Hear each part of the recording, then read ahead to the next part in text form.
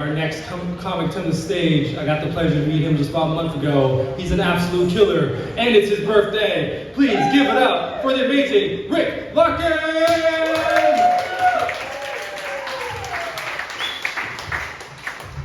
Alright, keep it going for Verda. Oh my lord. Let's give it up for Jordan over there. Jordan, I will ride on the back of a bike. Just want to clear. Sorry, just want to clear that up. A little outside of the line stuff. How are y'all doing tonight? How's Chehalis? You're not on fire, are you? No, that's the way. You guys are okay. All right. Well, I was going to give you guys a little intro. So, you guys see this? I came here to do comedy tonight, and I came dressed for success with you guys. And what I mean by that is, I've got my logo here, and it says "Laugh Y'all," and it's Rick Larkin Comedy. So I wanted to give you guys a little bit about why do I wear this? What's Laugh Y'all mean? For me, Laugh Y'all is my philosophy on comedy, which says that in life there's going to be ups, there's going to be downs, there's going to be things that hit you side to side, but look for the laugh, look for the humor. So that's what I'm going to challenge you guys tonight throughout my set is look for the humor, because I'm going to be talking about a lot of laughs, a lot of rights, a lot of ups, mostly downs. Okay, so that. Now, the other thing I came prepared for, being a comedian in 2022 requires that you have the proper footwear to engage with the crowd. Recently, there were some events that came to light that showed the need for adequate footwear. Was it the Oscars, right? I think, Chris Rock? So Nike actually, I'm not lying with you guys, Nike came out with these. These are comedian shoes. They have little smiley faces on them. On the side it says, "Go with the extra smile." So I legit bought these. I put them on, and I could tell they weren't inspired by Chris Rock because they didn't just stand there. They didn't just stick to the floor. Like, I could move, right? So I call these the Air Chehalis. You check out the grips right here. You guys saw what happened when the guy went at Chappelle, right? Jumped out of the way. Guy fell down. They broke his arm. They did. They broke his arm in like 2 places. I think he needs to send his bill to Will Smith. He got an ass beating for 2 that night. So I'm prepared in case anybody doesn't like my stuff. I was actually hosting a show last night, and one of the comedians actually got assaulted on stage. The comedian is actually here tonight, so you're probably going to hear a little bit about that from our headliner. But there was something called a tsunami slap. Is anybody familiar with that? All right, get ready. He's going to talk to you guys about it. So I'm just planting a seed, okay? I'm a farmer. I'm just planting it up here. All right. So let's get into it, guys. I'm going to get a little presidential on you. I know my chance to run for president is like 0%. So I'm going to do it right here, okay? I find these truths to be self-evident. That behind every traffic jam is a Toyota Prius. Think about it, right? You see those fugly Priuses in the left lane and don't scoot over? They say that dogs look like their owners. I think Prius owners look like their cars. I don't know if that's fair. Did you say you drove a Prius? Right on. Give her a round of applause for saving the earth. 30 miles per hour at a time in the left lane. I'm just kidding. You're a good sport. Thank you. The second belief that I find to be self-evident is that the original OGs of ghosting are fathers from the 1980s. That resonate with anybody? All right, okay. And the last one is very personal to me. The last belief I find to be self-evident is that if you own an establishment and you stock your bathroom with 1-ply toilet paper, your consequence should be a dirty digit handshake. Can I get a round of applause for that? Oh my Lord. There's not too many things that rival the orgasm that you get in sexual intercourse, but I personally believe having to use the restroom is one of those. If you've ever had to use the restroom so bad you have goosebumps on your arms, has anybody been there? You gotta go, you're in traffic, something's going, you gotta go. And you get in there, and you sit down. Yeah, I sit when I pee, it's okay. You sit down, and you're just, whoo. And you're like, oh my God, thank God I made it, right? And then you grab the toilet paper and you wipe, and you're like, what the? It's essentially the same thing as like the condom snapping, right? The same type of panic ensues. You're like, what the? At least with a dirty hand, you can wash it off. Like, if they change some laws, we can't wash off the other problem, right? Can't do that these days, Jesus. I made a mistake about 6 to 9 months ago. Do you guys remember when Texas changed the abortion laws? Like, it was before everybody else did, and Texas came out and said, you can't do abortions. So I made a big mistake, and I realize it now. I ended up gathering all my coat hangers and I shipped them to Texas. And the mistake was, we need them here now, and I fucked up. I can't get them back. It's okay. So I'm buying stock in like steel because they're gonna start. Plenty of stairs. Was that? Plenty of stairs. Plenty of stairs. Plenty of stairs. Oh my! Oh! Whoa! She went darker than I went with. She took coat hangers and kept on digging further. That is fucking awesome. Give her a round of applause. We got a comedian out there. Jesus. All right. So you're probably wondering, where does a guy like this get such bad humor like that? I come from Everett. Is anybody familiar with Everett? Everett's north of Seattle. Essentially, if you go to Seattle and just keep driving north until everybody around you looks like the extras from The Hills Have Eyes, that's essentially Everett. Is anybody familiar with the game Pokemon Go? That was a game a while back that you play this video game hunting these imaginary characters. Everett doesn't play that. They play Tweaker Go. Because everywhere we go, there's a fucking tweaker around the corner. We don't collect Pikachus, we collect naked butt cheeks or two. That's a true story. 6 a.m. on my way to work, I got a double shot that I did not want. You could have called that a 2 shots in the dark. That was not okay. Woke my ass right up.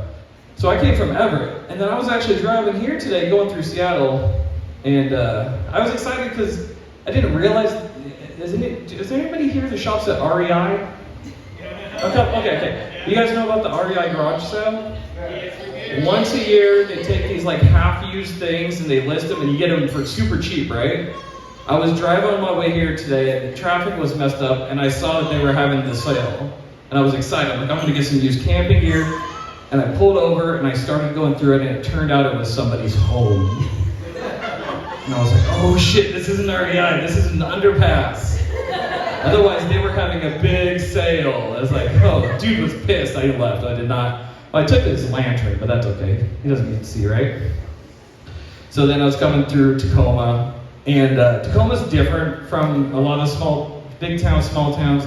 Like my town in Everett, it says, welcome to beautiful Everett. They're lying, but it says, welcome to beautiful Everett. Tacoma, like, because they're straight shooters, they don't even mess around pretending what it is. They tell you what it really is. Their sign is huge and it's neon and it says, Jesus cares about you. You better be up on your prayers when you visit Tacoma because you may not be coming home. I appreciate that honesty. I drive through Tacoma and I'm like, okay, I'm gonna keep going to Olympia. There it is, at least we're not Tacoma. I'm like, okay. You'll notice the government decided to put an army base by Tacoma. Coincidence or smart decision, right? I think it's a smart decision, so I'm glad to be down here in Chehalis, though. Thank you guys for coming out tonight. This is a really cool town. I had to walk like 4 blocks to find an open store. That was interesting. I got the sneaking feeling that if I wasn't white, this is a town where I could just disappear and never be found again. I don't know, is that far from the truth around here? Is it like dueling banjos a couple alleys back? No? No? It's actually okay. It's just first impressions, right? All right, okay, thank you. So I'm not gonna die tonight. Okay, perfect, thank you. That's exactly what I need. All right, guys, so I'm a 39-year-old guy, and I'm getting older, and I'm starting to reflect on like what got me to this point. I'm standing on a stage in Chehalis, right? And a big part of that is being raised by my parents. My parents shaped me. And I was gonna tell you about my dad. That's all there is to tell about him. Remember when I said the OG of ghosting, the original ghoster? That was my dad. Yeah, back then. That was pretty much it. I was raised by a single mom, which means that we're pretty poor. My dad did this thing that I did when I was a kid. Like, I went to the zoo and I'd see like a hippo and name it like Thomas. and then never see that hippo again, right? Except he did that with his kid. But the weird thing is, he didn't just pick some random name like Thomas, he named me after himself, and then ghosted me. Like either he's a piss poor planner, or he was just trying to like ruin my childhood or something. You know how many times as a kid you gotta write your name down in school? Like Richard, fuck my father's name. That's depressing, right? So that's looking at the dark and trying to find the light, right? So I changed my name, I got rid of that shit. I have a son of my own, and I wanted to prevent that problem. So number one, I'm in his life, so that's an instant fix, right? Yay! And I'm there, and I probably should have named him after me, because I'm actually gonna fucking be there, but I decided not to. I was like, I want this kid to have a clean slate. So I named him something short. My name is Richard. You could be Rick, Richard, Dick, Ricky, asshole. That's only if I've been drinking, it's okay. So I named it something short, but I didn't have the forethought to realize I was going to run into problems with it. So now 3 to 5 times a week I have to communicate with somebody about my son, and it goes like this. Hey, I'm about to jack off to the library. Or I'm about to drop Jack off to school. Doesn't sound right? Sounds more like I need a restraining order from a police, or from a school zone, not a police zone. Yeah, so I try to change that up.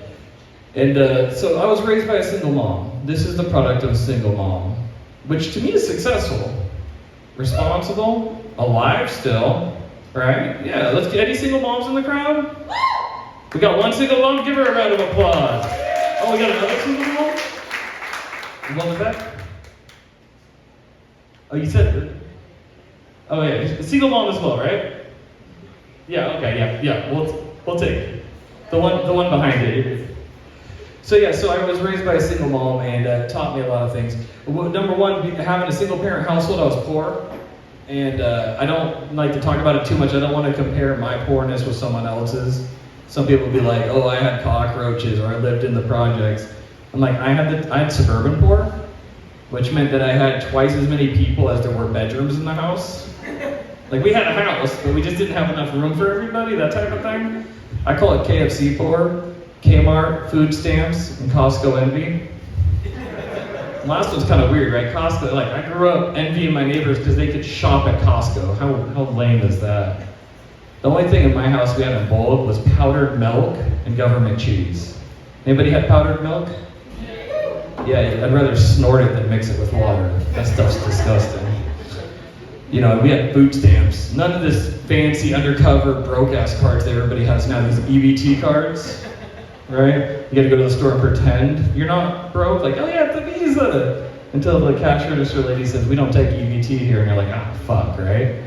We had government food monopoly money that came each month in an envelope, and we'd have to rip them out digit by digit and go pay for stuff. So my mom would send me to get milk, I'd bring a 20, and I'd get it broke. I'm like, oh, I'm gonna get some real money back, so I'm just buying a thing of milk, right? No, they had ones. They had ones of food stamps. They'd give me change in that. It was, you know, it sucked. And then I was Kmart poor. Anybody remember Kmart?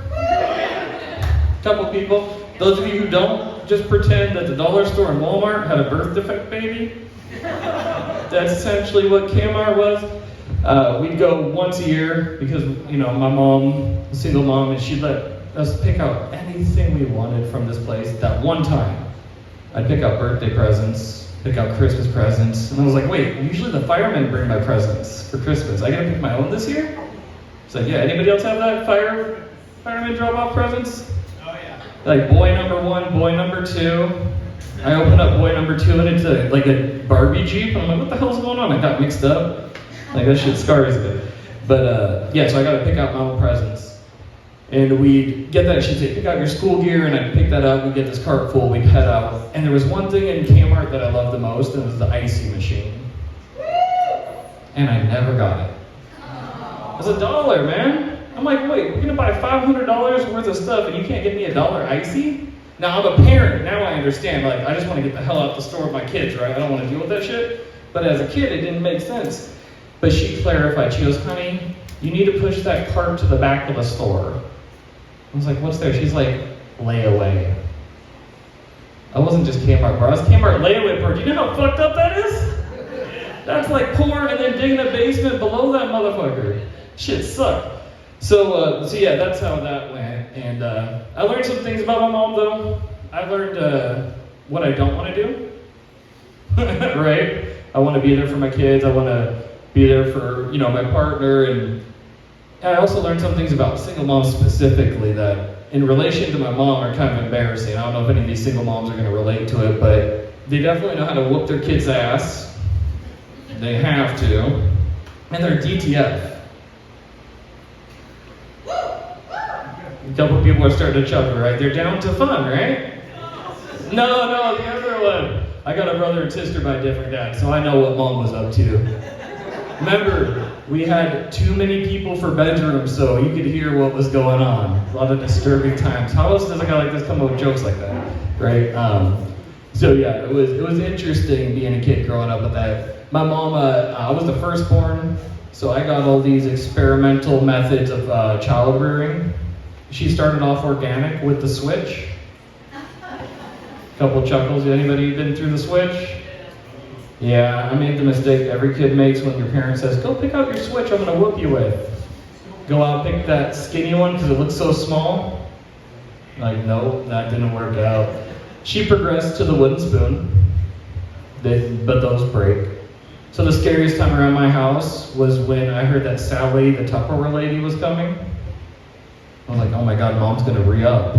So me and my brother and sister were peeking around, and this woman is talking to my mom. My mom's telling her, I need durable spoons for cooking. Bitch, you are not cooking with those fucking spoons. And then she does the thing, she doesn't get the solid spoon, she gets the ones with the slacks in it. So it leaves marks. Anyone in the bar, you remember these? I got a smile from it, I think so, right? So long story short, when I'm getting my ass whooped, if I didn't stay still, my ass would be trending on Twitter. That's essentially, I had the marks of getting my ass whooped. My mom also did this thing where if she caught me swearing, I'd have to bite soap. I don't know if anybody else has clean intestines like I did as a young kid. You had to bite the soap, right? And what was the first thing you would do to try to prevent it? Not get caught. Well, yeah, don't get caught. Don't swear, but like, Don't open your mouth. don't open your mouth, right? Be like a hot girl on a sketchy first date, right? Don't open your mouth, nothing's gonna go in, right? I see, I've got these funky teeth right here. I tried that, and my mom was the type of mom, she would grind it in there. And after a while of me swearing and not learning my lesson, because I'm more of a school of hard knocks kid, I tasted it, and I'm like, this tastes different. And I looked in, and she had a special soap. She upgraded from like that dollar store crap. She spent the extra money to get Irish Spring so I could taste the perfume. Yeah. By the time I picked it out of my teeth, I come around the corner. She goes, top of the morning to you, sonny boy. She would rub salt in the wound. My mom was a G. I mean, and it worked, right? I can't do that these days, otherwise my kids would say I'm abusing them, right? But I made it through it. So getting through that was interesting. My son, I got a 10-year-old and a 13-year-old. My son was acting up the other day, and I was trying all these 2022 parenting methods. You're grounded. Think about your feelings, right? All that. It just wasn't working. He was on my nerves. And I snapped. I said, go get a Switch. And he ran. I was like, dude, has he been listening to my comedy? Does he know about this? Kid came back with his Nintendo Switch. I'm like, I'll get my ass beat by a Switch so you can play on a Switch? And I'm gonna be honest with you guys, whooping him with that Nintendo Switch worked so much better than the branch. Mainly because the glass broke on his ass, and now he's grounded from the fucking thing until I can afford it.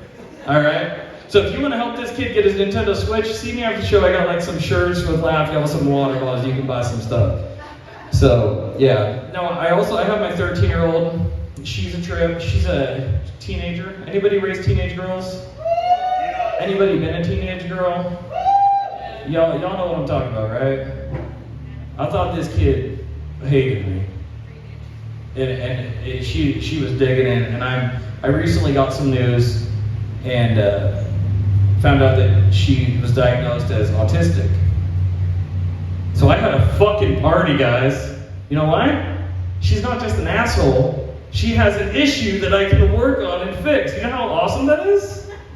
I can help this kid now. You can't help an asshole, right?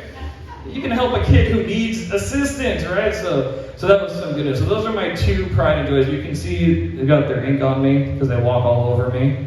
Got Lily and Jack there, so. Now, all that being said, I really wanted to do the opposite of what I experienced growing up. Wanted to give my kids the best life. Wanted to have a different experience. I wanted them to have a wholesome household. And I got married when I was 24 years old. Anybody married in the crowd? All right. How old were y'all when y'all got married? Which time?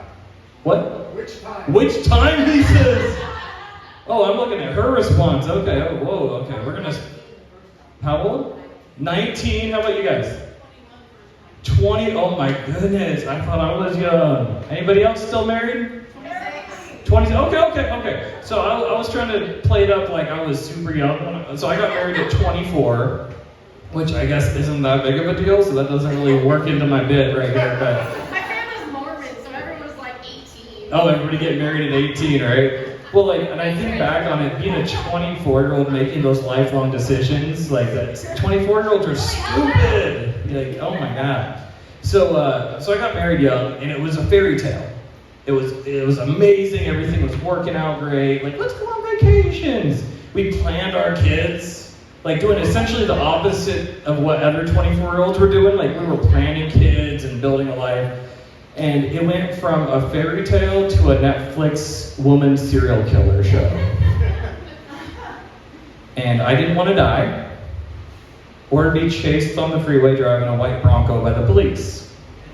So I had to divorce. I had to get out of that thing, right? I had to get the hell out of that situation. And Willie Nelson has this famous quote that divorce is so expensive because it's worth it. And I agree. I agree with Willie Nelson. It's definitely worth it. Went through a bankruptcy, did all that, but I'm alive, and that's okay, and I'm still there for my kids. But after going through that, I did some research, and I learned that 50% of all marriages end in divorce. I was like, okay. So what do you do after a horrific divorce? Get right back on that horse again, right? 6 months later, found another wife. Right? Yeah, that's how you get back on the horse. You're going to do something. No, it didn't work.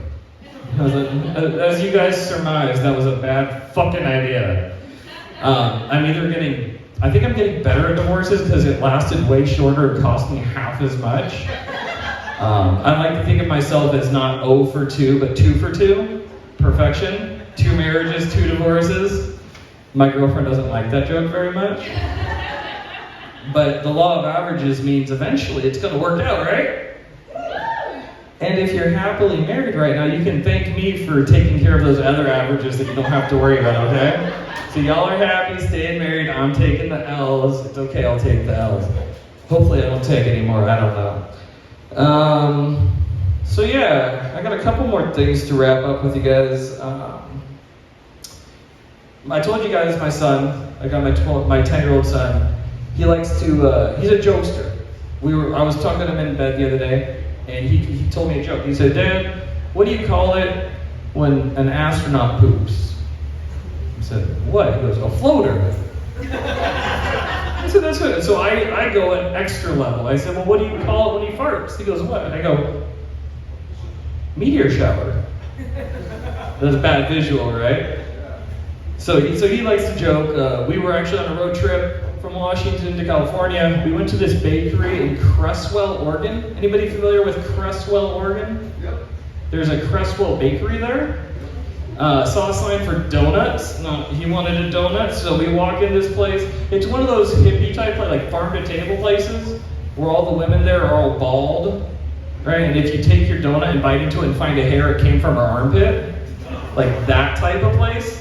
He had to use the bathroom, so he went in and they have this big old sign over the toilet. And he's in a strange city, so I'm in the bathroom with him, right?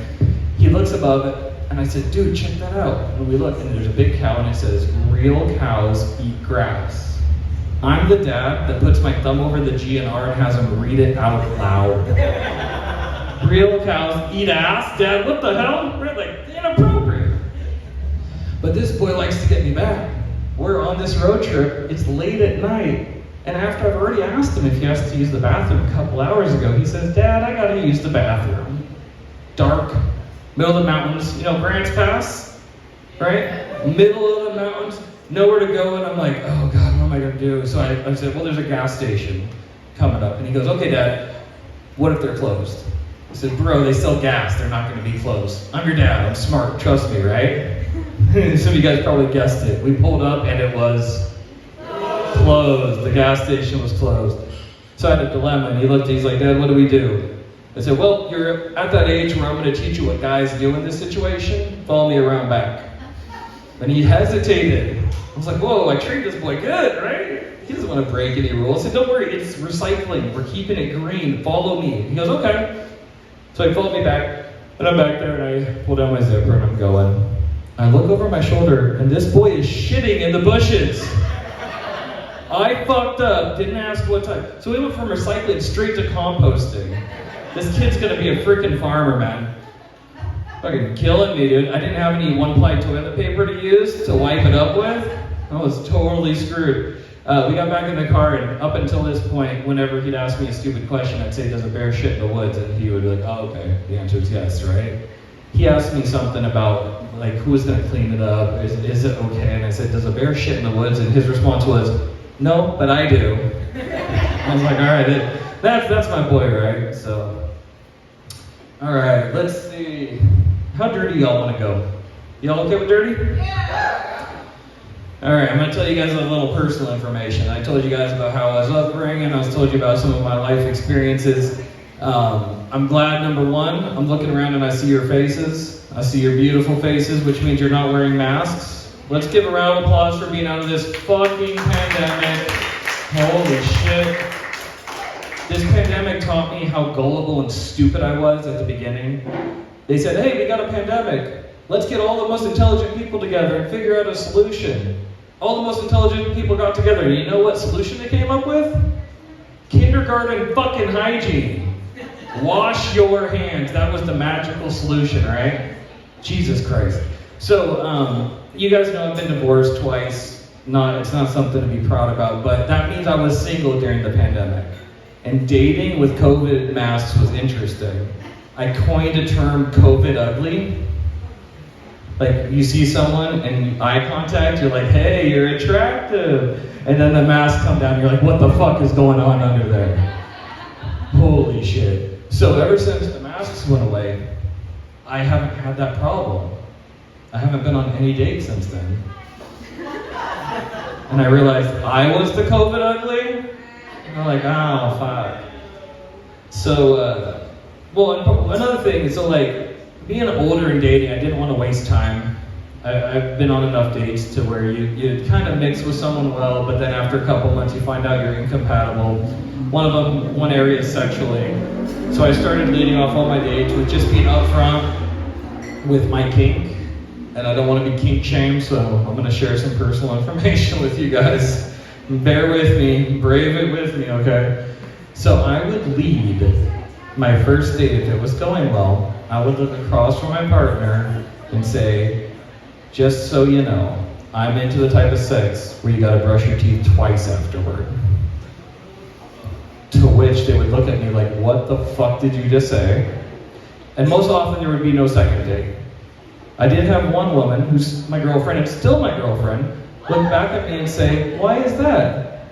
I said, because when I'm going down south, I go a little bit extra down there. And she's like, oh, okay, cool, I'm good with it, right? I was like, all right, cool, we got a little butt play. I heard someone was talking about ass play earlier, right?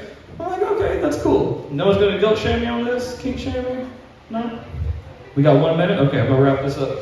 So that relationship went really well and is still going today. And what we do is we have a very healthy sexual life and we're very open about that. One thing we did recently is we went out as couples. She went to the sex store, I went to a different sex store, and we bought each other surprise presents. I came home and she had one wrapped up for me. And I opened it up and it was this thing called furry handcuffs. Anybody had an experience with that, furry handcuffs?